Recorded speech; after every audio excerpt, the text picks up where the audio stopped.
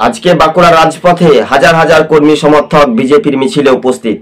বাঁকুড়াতে বিজেপির সাংগঠনিক কর্মী সভায় বক্তব্য দিয়েছেন মিঠুন চক্রবর্তী।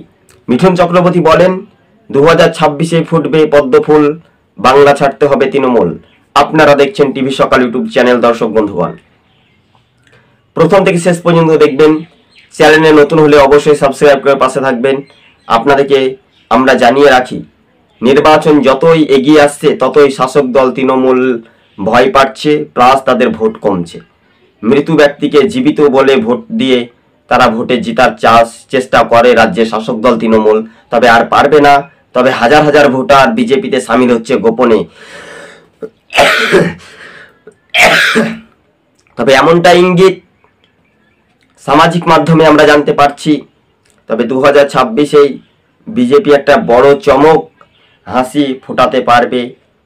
এবার শুভেন্দু অধিকারী মুখ্যমন্ত্রী হবে 2026-এ,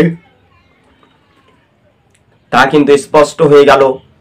আর এই স্পষ্ট বার্তায় 2026-এ কতটা ফ্যাক্টর হয়ে দাঁড়াতে পারে বিজেপি, এটাই শুধু সময়ের অপেক্ষা। যেমন উত্তরবঙ্গে তৃণমূল ছেড়ে বিজেপিতে যোগদান।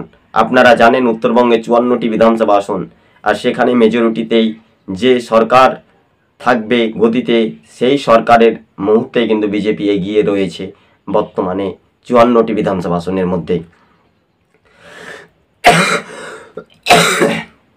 এবার সেখান থেকেই ভারতীয় জনতা পার্টি একটা ক্রমশ শক্তি বৃদ্ধি পাচ্ছে। বাঁকুড়াতে বিজেপির কর্মী সমর্থকদের জনঢলে জনপ্লাবন বলা যেতে পারে। আর মিঠুন চক্রবর্তীর কর্মী সভা দেখার আগ্রহ ভারতীয় জনতা পার্টি ও কার্যকর্তা কর্মী সমর্থকদের ভিড়। রাজ্যের শাসক দল তৃণমূল ভয় পাচ্ছে। আজ টিভি সকাল ইউটিউব চ্যানেলটি ভালো লাগলে